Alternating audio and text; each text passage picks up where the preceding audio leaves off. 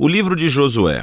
Vamos voltar e lembrar a história até agora. Deus escolheu Abraão e a sua família se tornou o povo de Israel, que é então escravizado no Egito. E assim, através de Moisés, Deus resgatou Israel do Egito. Ele fez uma aliança com eles no Monte Sinai e os guiou pelo deserto. Israel então acampou fora da terra prometida e Moisés os chamou para obedecerem os mandamentos de Deus, para que eles pudessem mostrar a todas as outras nações como Deus é. O livro de Josué começa logo depois que Moisés morreu e Israel está pronto para entrar na terra. Então, a história de Josué é projetada com 4 pontos principais. Josué primeiro leva Israel para a terra prometida. E lá, eles encontram toda a hostilidade dos cananeus e entram em batalha. Depois das suas vitórias, Josué divide a terra prometida como herança para as 12 tribos. E, então, o livro termina com esses discursos finais que Josué dá ao povo. Vamos nos aprofundar e ver como tudo isso flui junto. A primeira sessão começa com a morte de Moisés e Josué é apontado como o novo líder de Israel.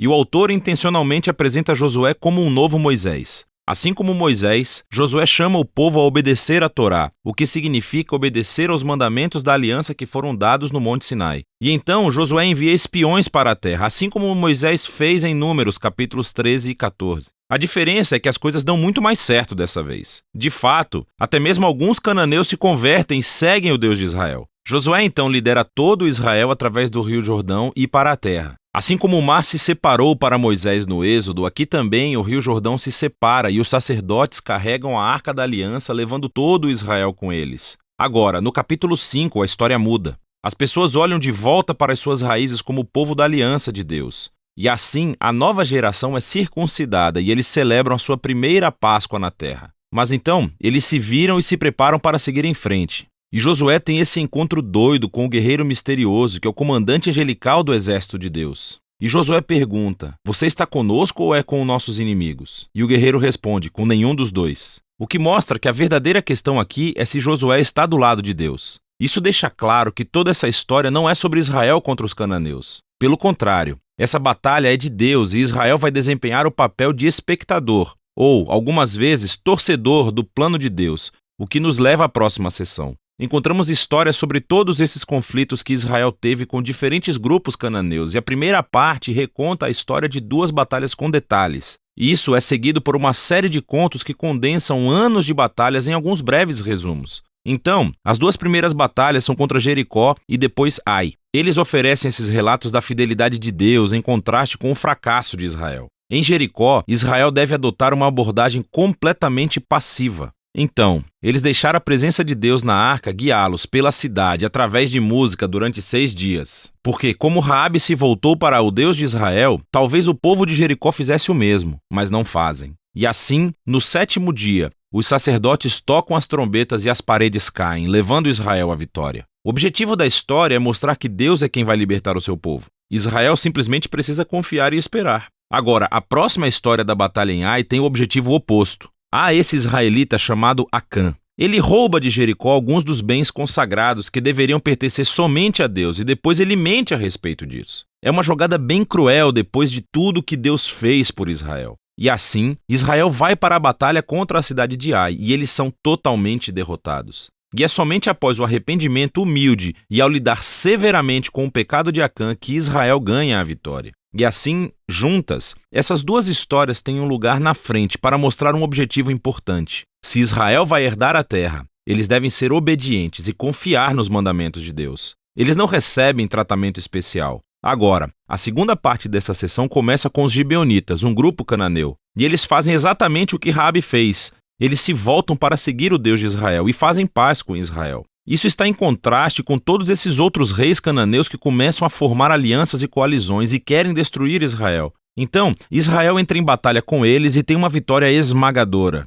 E assim, toda essa sessão conclui com uma lista de resumo de todas essas vitórias ganhas por Moisés e depois por Josué. Vamos parar por um segundo, porque há a possibilidade de que essas histórias e a violência nelas irão incomodá-lo. E, se você é um seguidor de Jesus, você é obrigado a se perguntar: Jesus não disse para amar os seus inimigos? Por que Deus está declarando guerra aqui? Então, primeiro, por que os cananeus? As razões principais são dadas anteriormente na história bíblica. É que a cultura dos cananeus se tornou extremamente corrupta moralmente, especialmente quando se trata de sexo. Veja o capítulo 18 de Levítico. E eles também praticavam amplamente sacrifício de crianças. Veja Deuteronômio capítulo 12. E Deus não queria que essas práticas influenciassem Israel. Os cananeus tinham que desaparecer. O que levanta uma segunda questão. Deus realmente comandou a destruição de todos os cananeus como um genocídio? Então, à primeira vista, você olha as frases usadas nessas histórias. Eles os destruíram totalmente, não deixaram nenhum sobrevivente ou tudo o que respira.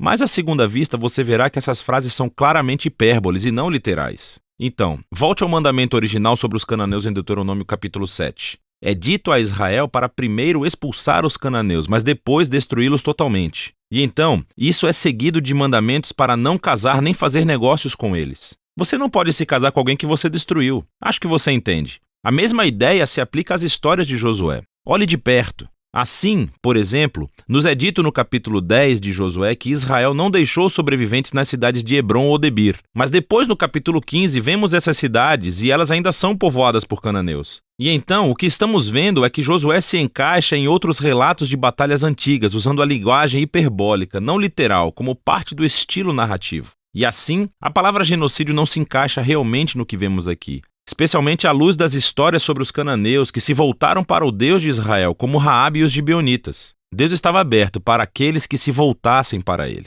A última coisa a pensar é que essas histórias marcam um momento único na história de Israel. Essas batalhas estavam limitadas ao pequeno grupo de pessoas que viviam na terra de Canaã. Com todas as outras nações, Israel foi ordenado por Deus a buscar a paz. Veja o capítulo 20 de Deuteronômio. E assim, o propósito dessas histórias de batalhas nunca foi dizer a você, leitor, para cometer violência em nome de Deus. Pelo contrário, elas mostram Deus trazendo sua justiça sobre o mal humano, em um momento único na história, e como ele livrou Israel da aniquilação pelos cananeus. Agora, vamos voltar ao conceito do livro. Depois de anos de batalhas, vemos um Josué envelhecido e ele começa a dividir a terra entre as 12 tribos de Israel. E a maior parte dessa seção é uma lista de linhas de limite. E, vamos ser honestos, é um pouco entediante. É como ler um mapa sem fotos. Mas, para os israelitas, essas listas eram muito importantes. Esse foi o cumprimento das promessas antigas de Deus a Abraão, de que os seus descendentes herdariam a terra prometida. E agora tudo estava chegando aos detalhes, o que leva à seção final.